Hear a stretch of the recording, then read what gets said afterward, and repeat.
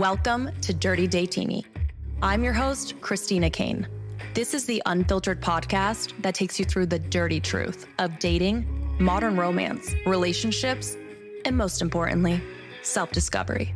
Remember, love isn't always neat, and sometimes life is on the rocks, but it's sure worth the mess.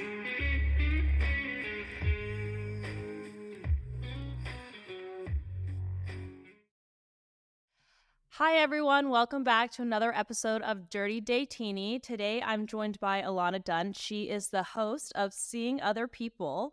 I'm so excited to chat with you today about some things. Some things. Some things. Just little things here and there. Little things here and there. I'm curious because clearly you're doing well in your dating life because you're engaged. So I kind of want to start off with, obviously you're engaged now, which is great. Congratulations. But what was dating like for you before meeting your fiance, Jake? Well, first of all, thank you for having me. I'm so excited to be here. Oh my God. Yeah. I'm glad you're asking that because I always try and make a real effort to make sure people don't just look at me or my content and think, oh, she's engaged, she found her person, she's got it all. Because trust me, finding your partner, A, does not solve all of your problems in life. So no, I don't have it all. But B, it wasn't just easy. I didn't just snap my fingers and meet the person I wanted to spend my life with. I was put through the ringer in my dating life. My single years were the biggest roller coasters filled with the highest highs and the lowest lows. I got my heart broken more times than I could count. I got myself into situations where I was breaking my own heart more times than I could count. And it was really rough out there for a really long time. So my hope is that people can, get to know me and my story, and that it'll give them hope that if Ilana can find somebody, so can anyone else. Right. So dating was not that great for you. It was a disaster. I mean, for years, I kept getting myself into bad situation after bad situation. There was one terrible relationship that really took years off of my life. But even aside from that, I kept dating all of these guys who really weren't looking for anything serious and didn't want to commit, but they would keep me around. And I felt well, challenge accepted. I'm going to get them to want to be with me. Of course, it makes sense that they don't want to commit to me right now. They don't know me well enough. But if I keep hanging around and playing it cool, they'll change their mind. Yeah, I think doesn't happen. No, it doesn't. I think that's so many girls. I think we've all been there. We try to be the cool, fun girl. So it's you make them think that oh, okay, you're trying to show them that you would be this great partner, when in reality it's if someone doesn't want a relationship, they don't want a relationship. It doesn't matter how cool or fun or laid back you are. Would you say that did you enjoy the whole dating process with apps and meeting people and going out, or was it kind of not that fun for you and you kind of had anxiety and stress around the whole uncertainty of dating? A bit of both. So I would say I was pretty good at dating. I got a lot of dates. I had fun on first dates. I think I was able to encourage guys to open up more than they usually would on a first date. My friends would always joke that I would come home from every first date being I was in love. We frolicked around New York City until 4 a.m. and spilled our whole life stories to each other. That was me on every single first date pretty much. So I enjoyed the process of dating. However, I wanted to find somebody so badly that I put so much pressure on myself. So anytime a date wouldn't turn into a second date, I would instantly question what's wrong with me? And I think my biggest problem was that because it got to a point where I had been hurt so many times and I just kept getting burned, the second the date would end and I would think, oh, I like this person, or I could see something with this person, or I hope I see this person again. That's it. All bets were off. Screws are going loose in my head. I'm starting to overthink and spiral and self-sabotage my way back to square one. And that was my biggest problem, was the fear of, okay, I like this person. I'm going to get hurt because that's all I know. Yeah. Why do you think that happens? Because that happens with me. Well, I mean, I don't really date that much right now, but like in the past, that happens with me. And I feel like that happens with so many people. What do you think it is about people like going out on dates and you having like a great time? Like, there's no signs that they're not interested, that you're not going to hear from them again. Like, you're being open with your communication, you're laughing, you're having a great time. You go home, you're like, wow, I look really forward to seeing that person again. Just when I was losing hope, like, I had a great time with someone. And then like they just like go off the face of the earth. Yeah. I think it's hard. I think, we get so caught up in the moment, and for every single person has a different definition of like what a good first date is, or we might not know what somebody's looking for or what they're not looking for. So maybe, we're on this date thinking this is going so well, like there's no way we don't see each other again. And the other person's on the date being like, "Oh yeah, like I had a good time, but like I got to digest my thoughts and feelings after and decide, is this the type of person that I could see myself building a relationship with?" I think we put so much weight and define things so quickly, where all that we should really be saying to ourselves and asking ourselves after a first date is, do I want to see this person again? Like, that is it. I think we've overcomplicated dating so much, where we can't just enjoy getting to know somebody and enjoy looking forward to getting to know them again, because we're instantly jumping to conclusions. And I see this a lot with men, especially. They're like, well, unless I could picture this person as my future wife, Mm-hmm. I don't want to go down that path. Like, I can't, I don't want to explore this because I don't, for some reason, see them as that. So there's no point in, getting to know them further. But Right. you're not supposed to be able to picture somebody as your future wife or husband or life partner after a first date. You're just not. Yeah. So do you believe with like the whole box theory thing with like when you meet somebody, like I feel like they say guys do it, but I think girls do it too, as to where like you kind of put them in like, okay, like want nothing to do with them, fun time, maybe hook up, and then like serious, like let me invest in this relationship. Do you believe that there's like three filing cabinets that, I mean, honestly, both men and females put other people in? Here's my Give it bone to to me, girl. I have a bone to pick with box theory, because think about like when you meet your friends, you don't just click with them immediately or decide, oh, I'm never going to hang out with this person again. Or like, oh, me and this person have nothing in common. Or, oh, we're going to be best friends for life. It's like, no, you get to know somebody. You decide there are certain things you don't like about them, but certain things you like, and you'll keep them around. And then over time, those connections, that friendship develops. I think with dating, first of all, like the idea that we can't move from one box to the next, I don't know how people buy into that, because that is absolutely crazy. Like, that is a ridiculous concept that you put somebody in one filing cabinet or one box and that's it. It's sealed. They can't come Yeah. out. They can't move. Like, they're in there forever. I just don't. I've never seen a situation where that's the case.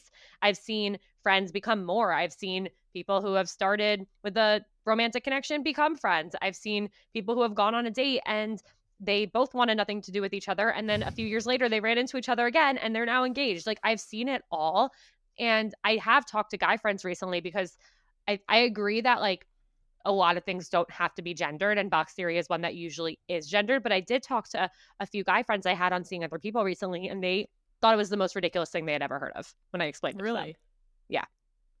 Wow. Okay. Yep. Well, that's good to know, to have like a male perspective on that, because I feel like, I don't know. I feel like there's definitely been times where and I don't know if it's just because like I have the whole box theory thing in my mind now, because it's like now a thing. So now you're like thinking of it and aware of it. But I mean, there's definitely been times where I'm like, oh, okay, I don't know if I really want to see this person again. But then again, like you said, how can you know unless you really get to know that person beyond just like a first date or a first interaction? Yeah. And I'm not saying it's impossible. I'm not saying we don't make judgments on people and decide to not want to see them again. I don't think that like one theory or one rule can really account for every situation. And when we're so quick to say like, okay, like box theory, yes, like that is the Bible, then I think we do ourselves a disservice where we don't consider that anything else could be true. Mm-hmm. Yeah. So with that into play, how did you overcome this hurdle of dating and the dating pool and just all the different dates you went on? And how did you meet Jake? Okay. So I started doing the dating podcast thing about a year before I met Jake. And I think that gave me a lot of time to reflect on bad habits that I was, pressing repeat on, and things that I hadn't really considered before. And I think I really reflected on like, okay, here's what's not working and what's not letting me get to that next step. And so I think being open about my dating life, I think starting to talk to dating experts and read books about dating, I think that gave me a leg up on insight into myself and my behaviors that weren't benefiting me. So I think part of it was this journey that I went on where I started seeing guys and I would get myself almost to that situation where, like, for example, I had been on like 5 dates with this guy. I really liked him, seemed like he really liked me. There were no signs that this wasn't going to progress. And this was during COVID. And he had said, like, so I really like love hanging out with you. I did just decide I'm going to go to Miami for like the whole winter. Like, I don't really know what you want to do with that. I'm happy to keep hanging out until I go because we have a lot of fun together. But I'm like not looking to commit long term when I know that I'm leaving. Like, balls in your court. And I actually called him and said, like, listen, I really like hanging out with you too. This is like definitely a huge bummer for me. And I've been down this road before, and like every past version of me would be like, yeah, let's keep hanging out until you go.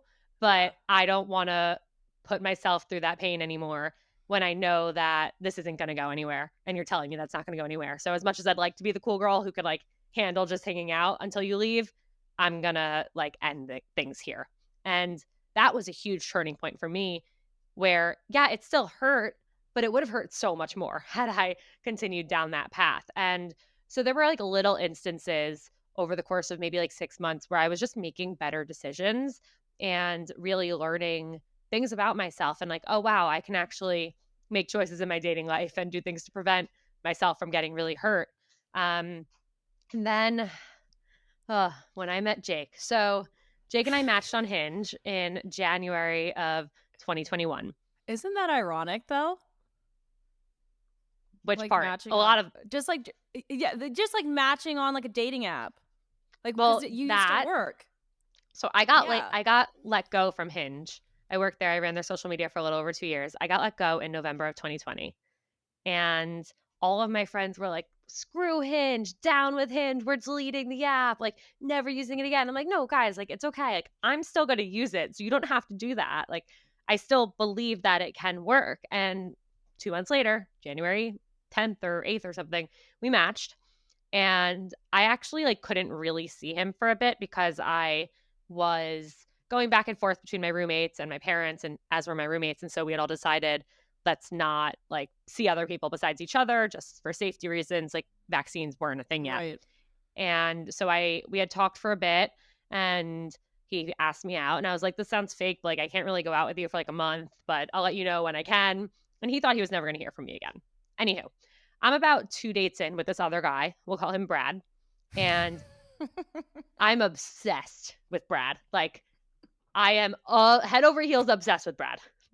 Like I am picturing walking down the aisle to Brad at this point in my life.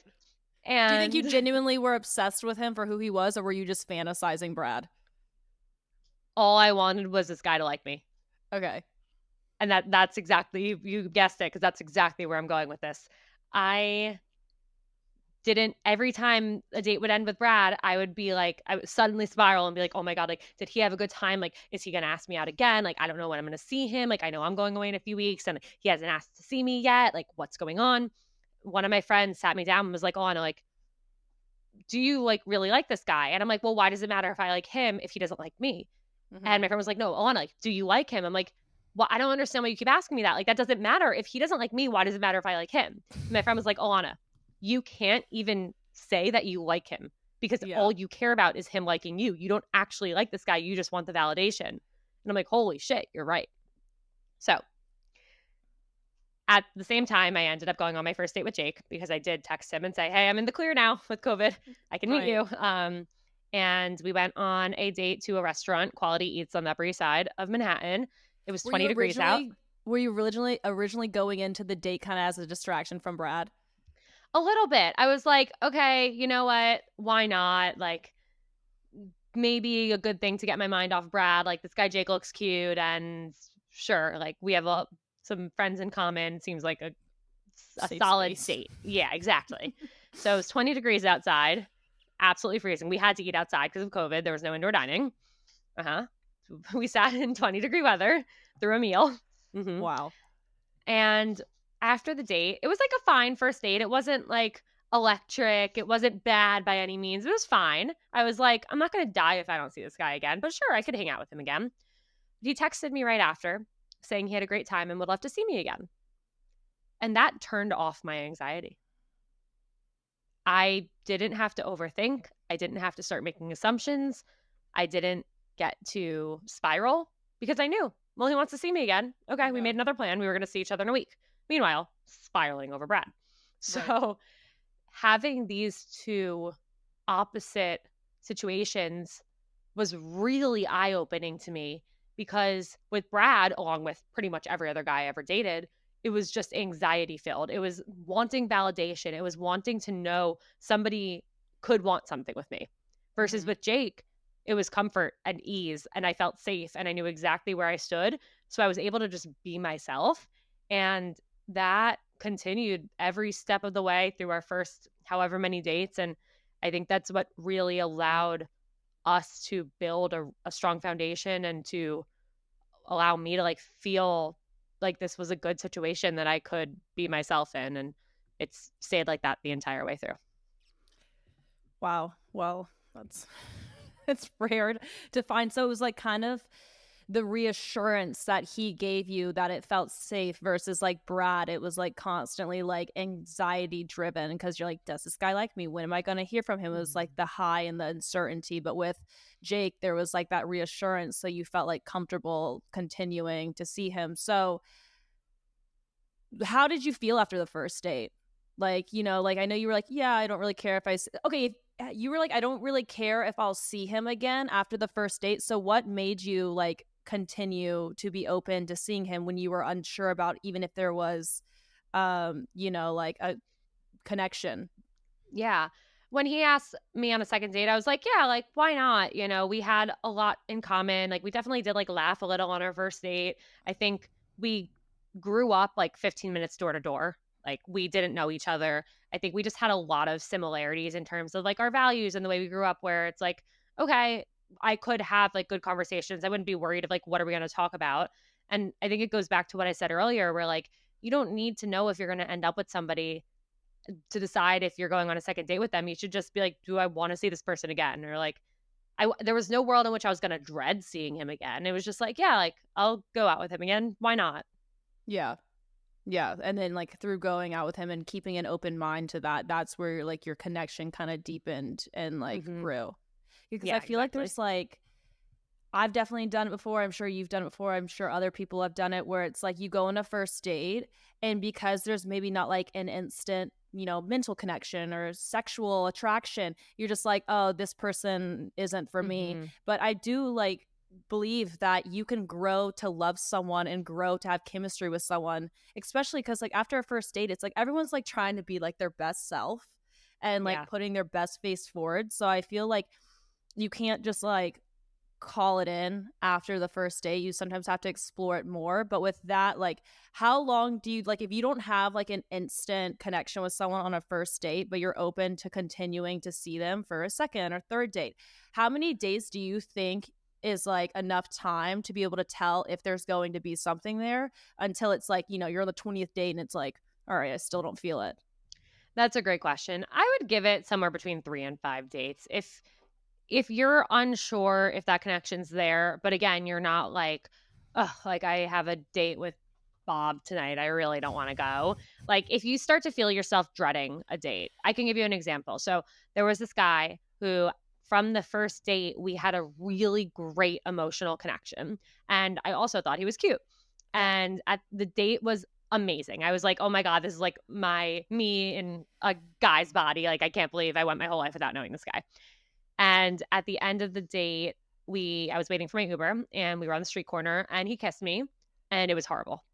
And I was like, okay, I'm going to chalk it up to like awkward street corner Uber waiting, like weird end of date situation. Anyways, next date comes and we went to a really nice dinner. Again, like this amazing emotional connection. We go back to his apartment after, and I'm like, okay, like a little nervous because like the first kiss situation, but we'll see what happens. And we're like sitting on his bed and we start making out, and I'm like, get me out of here. Like, this is awful. I Uh-huh. don't even know like what to do. And then after that, I started Googling, like, can you train someone to be a better kisser? Like, what do you do Right. if someone's like a horrible kisser? Like, I couldn't have gotten out of there fast enough. And I think it was before our third date, I was like, I was so frustrated because I really wanted this to work, but we were trying to decide where to have our date. And I started Googling, like, I looked up his apartment location, my apartment location. And I was trying to find a restaurant equidistant far from both of our Oh. places Uh-huh. so that we wouldn't feel tempted or inclined to like go back to one of each other's places. And I was like, you Right. know what? I'm dreading this date. This is not fair to him. I'm not in a place where I can allow myself to let this grow. And I called it off. So I think that's an extreme example, but like if you're for some reason feeling like that emotional connection or that physical connection or something else is missing and it gets to a point where you're like I don't want to go, then that's a sign to end it. I think the opposite side is like if you're enjoying your time with them and you still don't know if like it's the connection that you're looking for, but you have good conversations, you enjoy the time you spend together, why not keep going until you feel some sort of block or some sort of pull? Right. Right. I'm glad you brought that up, the like kissing thing, because I've like apart from first dates, I've had friends that, really like a guy. And, they've been dating, it's like moving towards like being exclusive. But like when they start getting like intimate, like there's just like my friends would be like, it was awful. Like it was so bad. And sometimes, I think it's kind of like how you said first dating, like 3 to 5 times. I sometimes I'm like, like your first time with someone may not be great. Maybe the makeout's not great. Maybe the sex isn't great, but it's like, maybe that person's nervous. Maybe you're nervous. Also, in the beginning, like you don't know each other's bodies and what they Right. like and whatnot. Yeah. So it's like, I'm like, I wouldn't say like the first time hooking up with someone, if it's awful, like throw it in and just be like completely done. If there's other, connection, like mentally and spiritually, emotionally, and whatever. But like, I think that like, maybe give it a few tries, ride the horse a few times. And if it's still not Literally. improving, yeah, then it's like, okay, maybe it's just like not, the connection's not there. Exactly. Exactly. And yeah, with Jake, our second date was like similar to the first date. It was like we definitely connected on more things and like had some more laughs.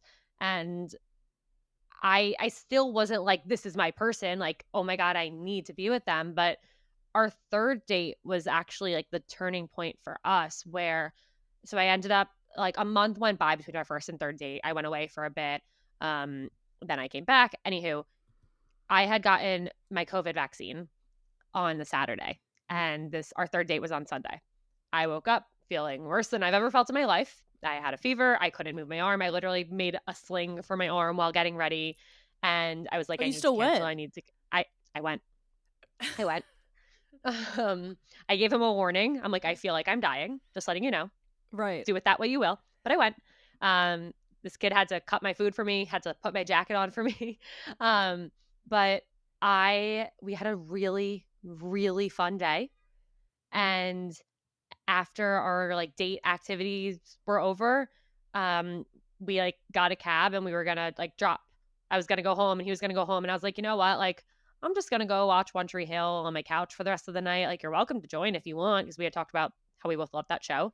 He came over. I got home, like took my makeup off, changed into sweatpants, and I realized I was like, wow, this is somebody that on a day that I'm feeling absolutely horrible, I could go have a really fun time with and then also come home and just be my whole self and not worry about what someone's thinking about me and just sit on the couch and watch my favorite show and like Yeah. be so happy and cozy. And like that was a big turning point of like, okay, I see something with this guy.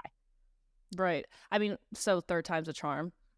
Maybe. It's true what they say. Yeah. Yeah, no, I totally agree with that. There's definitely, I feel like when you're in a situation and like, if you slept over at guy's house and you like wake up a little bit early to like smack your cheeks and add some lip gloss and then like, like that's, I feel like that's a sign that it's like not comfortable. Yeah. And so you're having to like present yourself in a certain light in order to be liked, as opposed to just like, you know, waking up and being who you are, or getting home from dinner and being who you are, and like feeling totally comfortable in that person's presence. Exactly. And you don't really get to know these things on your first few dates unless you actually put yourself in the position to find these things out. Like that's why I'm so glad that in that it was literally like I was getting into the cab and I was like, "You want to come?" Mhm. And that's why it's like you can't necessarily write someone off on a first, second, or third, or even fourth date, like just because that something is missing or not there when you haven't explored it fully. You have to be in so many different types of situations. Again, whether it's emotional, physical, sexual, whatever it is, you don't know until you're actually giving yourselves the opportunity to explore that. Yeah. So, I mean, I feel like that goes, there's this like famous quote, and it's like, I'm sure you know it, but it's like, if you hold someone's hand and your heart like flutters and skips a beat, that's not the person for you. The person for you is the one that, like, when you're with, like, you feel calm and just like totally at ease. I've never heard that, but I couldn't agree with it more. I'm going to send it to you. Please do. Yeah, no, it's like very much that. So, what were some, just out of curiosity, what were some of the behaviors that you noticed about yourself when you started your podcast, and like some of the patterns that you were like, oh, like I do this. I need to break these patterns in order for you to meet the right person that you met? One thing that was really a big lesson and turning point for me was realizing how much bad advice I was taking and how many times I was listening to friends or influencers I followed who they're not me. They didn't have my exact same past dating experiences. They're not in my brain. They don't have the same like traumas and heartbreaks that I've had. So what works for them isn't necessarily going to work for me. And it was a matter of really like training myself to not ask the group chat for advice on how to text somebody or what to do in a certain situation, and really learning to like figure out what works for me based on what's worked for me in the past, what hasn't worked for me in the past, what does feel good, what doesn't feel good. And I think I'm so glad that I started having these conversations on the podcast and with other people in the dating space, because I think so many people fall victim to following other people's advice on what works for someone else. But what works for you isn't necessarily going to work for me, isn't necessarily going to work for my best friend and the 17 people that we might text for her advice. So I think that was a huge thing of paying attention to, hey, stop listening to all the noise out there and just really hone in on what feels right and feels good. Mm-hmm. So, what advice or rule setting for people moving forward in the dating scene can you give to others when they are just kind of feeling like dating is just like a dead and lost cause? Like, are there things that they should do, shouldn't do? Like, you know, what advice would you give? Because clearly, you know, like you're engaged. So, you know, that's a big step to get from like the whole dating scene, especially in modern society with the apps and the distractions, to where you are. So, like someone who's like wanting to, you know, find their lifelong partner, what advice do you have for them? A few things. One, if you feel like dating is horrible, I hate every single thing, it's never going to work out for me, like take a break. You're not going to Yeah. meet somebody in that mindset. You're just not. And you need to get to a mindset of like, okay, yeah, I do want to meet somebody, but if I don't meet somebody tomorrow, I'm not going to die. Mm-hmm. And I really like the life that I've built for myself. I think I have a lot to offer, not just to a partner, but to like the world. I think that was a huge, huge thing for me, was not learning to love myself, because I think that's a lifelong battle and it's really freaking hard to love yourself. And most people might never get there, but to like yourself and respect yourself. So if dating's not going well, if you're not having fun with it, take a break and spend that time and energy on dating yourself and learning how to have fun with you and how to, take yourself out to dinner and not feel embarrassed or shame around that. Try a new hobby, pick up things that you enjoy doing, go do one little thing that makes you happy every day. Because once you feel better about yourself, like I think really that will change your mindset about dating so much. Um, Focus on making dating fun. And maybe Mm-hmm. that looks like not relying on the dating apps. We rely so heavily on dating apps when they're just one way to meet people, but Mm-hmm. they're not every way, until like 10 years ago, they weren't a thing at all. And people still met and fell in love without them. So go out, like put down your phone and pick up your head and put yourself in the position to meet people. People will be like, oh, well, I'm going out. I'm trying to put myself out there. Well, if you're going out and you're staring at your phone, you're not actually putting yourself out there. You're unapproachable. You're missing opportunities around you. And so you need to really put yourself in the position to meet people. So go out, strike up conversations with people. I know it's scary, but each time it gets a little less scary. And also, like, sign up for singles events. Like, they can be fun. Fine, even if you don't have like one best friend to go with to them, the more you go to them, you'll meet other people who are in the same boat. And like, you guys can go to things together and wing woman or wingman each other and just make dating something that's like fun and exciting and an experiment, as opposed to this thing that you have to do because you so desperately want to meet somebody. Right. Like it's not a chore. It's just something that you want to be a part of. I also like feel like how you said date yourself, I also feel like when people really focus on their own self-love and dating yourself and getting comfortable going to events alone or getting comfortable with going to dinner alone and not feeling embarrassed or like a loser because you're sitting at a dinner table alone. I feel like that brings you to such a different step, an area of your life, that you then are going to attract a totally different person into being a potential partner, as opposed to, the type of people that you would attract before doing all that.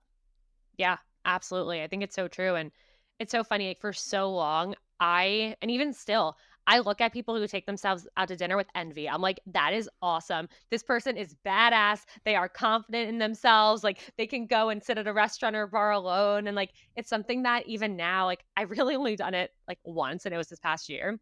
And I just think it's such an awesome thing for people to feel comfortable doing. And maybe I haven't done that, but I have learned to like love my own company and to realize that like the weird things about me are actually like unique things about me that somebody might appreciate. And you will find the person who appreciates those things about you and who can recognize that you're not giving off like, I need to find somebody energy, because that does really come across, even if you think it doesn't. I always said to my friends were always like, Lana, you're like oozing desperation. I'm like, no, like no one would ever know that. I play it so cool. And they're like, yeah, you're like, no, I'm fine. Trust me, like they can feel that. They can pick up on it. Yeah, no, I agree with that. Because I also feel like when you're just like content in who you are, and if you hear from someone, cool. If you don't, you're not sweating it, because like you have your own life going on. People can feel that like you don't need somebody. You want somebody, but you don't need to have somebody just to like have an identity. And I think that like, everybody wants to be with someone who's like confident and comfortable in their own skin. So like being in that place where you're not like oozing desperation. It's like a dog. You run towards the dog, it runs away. You sit on the couch just chilling. Maybe you have a little treat in your hand, but you're confident, you're cool, you're calm, you're collected. The dog's going to come to you. Yep. Right, Barkley? Barkley says what? Right, Barkley? Barkley agrees. No, it really is so true. And, I think it goes a long way beyond just meeting somebody, where if you need, like, when it comes down to it, you really do need to like who you are, be confident in who you are and what you have to offer, because you could get into a relationship and chances are it's probably not going to work out. If you think about like the stats, like it's not going to work out until it works out. And so if you put all your eggs in the boyfriend, girlfriend, partner basket, you get that person, you date for a bit, they're your whole world suddenly, and then it ends, what are you left with? That's not a good place to be. And I've been there, and it's one of the worst feelings in the world, because you feel like you've given them everything and without them, you're nothing. And you always want to be in a position where you know exactly who you are, and this person is the cherry on top, but they're not the whole sundae, because you're the whole sundae. And with them, things are great. But God forbid, if something were to ever happen to Jake or to mine and Jake's relationship, like, yes, I would be absolutely beyond heartbroken. I don't even want to think about that. I can't imagine it. But I also know that I still am me, and there's still so much about me and my life independent of him that I value and cherish and am proud of. So it wouldn't be as terrible as if my entire world was based off of him. 1,000%. That's why I always tell people, it's like, you have to get to a place where you're whole, because you want to be whole, being whole with another person and kind of like making an affinity. If I'm a half and you're my half, then it's like, when and if the possibility I don't have you, then it's like you lose a sense of yourself, and it's just like it's the end of the world. Yeah, an infinity, or I like to think about it as a Venn diagram. It's like over here's Ilana, over here's Jake, and then over here's our overlaps. Like we have our separate hobbies and passions and friends, and then we also have the things that we do together and the people that we spend time with together and the places we go together and the conversations we have together. But it's not just the Ilana and Jake bubble. We still have Ilana and Jake and us. Yeah. And that's so important, in having like an independent relationship and not being like codependent, losing your friends, losing your identity, stopping the hobbies that you like to do before you met this partner. It's like your whole world does not exist around who you're with. It didn't before you met this person, and it shouldn't once you're with this person. Yeah. And I say that all the time too with like dating. And this is something that I wish I could have like taken my own advice on when I was single. But, you know, well, the number of times I would like act like the world was literally ending when I'd been on 1 or 2 dates with somebody and like they weren't texting me back and I was crying and depressed and not okay. It's like, am I really crying over this person who I didn't know existed 3 weeks ago and didn't meet until 1 or 2 weeks ago? Like, why? I was a whole person before them. Like, why am I letting this person who I did not know existed weeks ago ruin my day and my week? Yeah. I think it's what you said, like just like wanting that like validation and approval from somebody. And I say this, it's like we're like, I mean, at times, and some of us are past this, but we've all been in situations where it's like, why doesn't this person like me? Why are they not texting me? Why are they not inviting me to the events that they're going to? And we're so focused on like how we can appeal to this person and get them to like us, when we have so many people texting us who actually do like us and want to spend time with us, but our attention and focus is not on them. It's on the one who could give one shit whether we like live or not. Right. Yep. Yeah. Okay, so I do have one final question for you. And it is, what poor decision have you made in love or life, but ultimately ended up being a valuable lesson to you?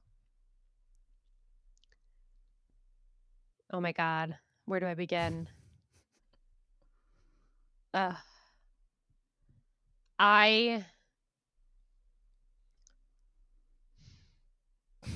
really put it on you. There's like so many different my head is spinning right now.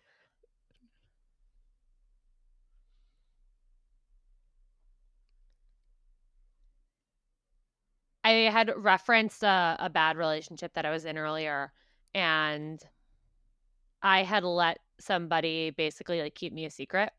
And I was in this secret relationship for almost a year. And I completely defined my worth based on him liking me, wanting to be with me, but not enough to let other people know.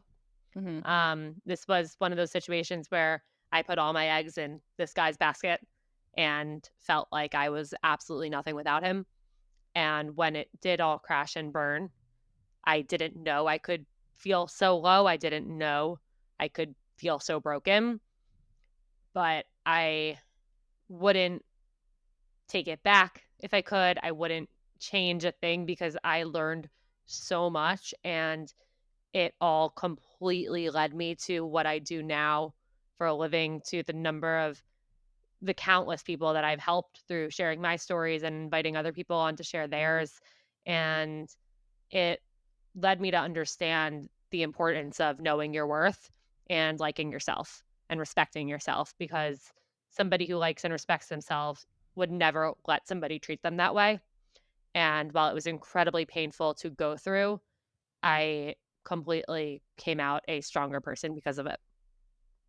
I loved that answer. Thank you. That was the best I've ever done at a long story short of that situation, and I'm very proud of myself for it. Yeah. No, I loved that answer, and yeah, I decided to like be doing that question because I feel like a lot of times I get asked like questions that ultimately are positive, but I'm like, I want to hear like your fuck up first, you know, because Yeah. it's like we've all done it.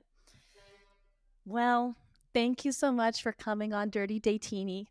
Thank you. This was so fun. I loved having you.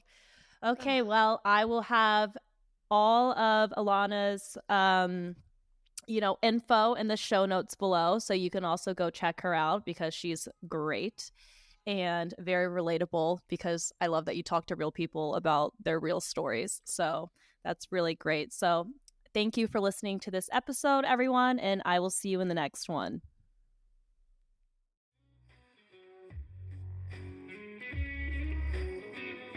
Before we get back to reality, if you're hearing this message, you've listened to the entire episode. And for that, you're iconic. But before we part ways, I hope you enjoyed this episode. And if you did, don't be shy and leave a review. Thirsty for more? Follow Dirty Datini on Instagram and TikTok at Dirty Datini. Oh, and just remember, we're on this journey together. Until next time, stay dirty and stay flirty.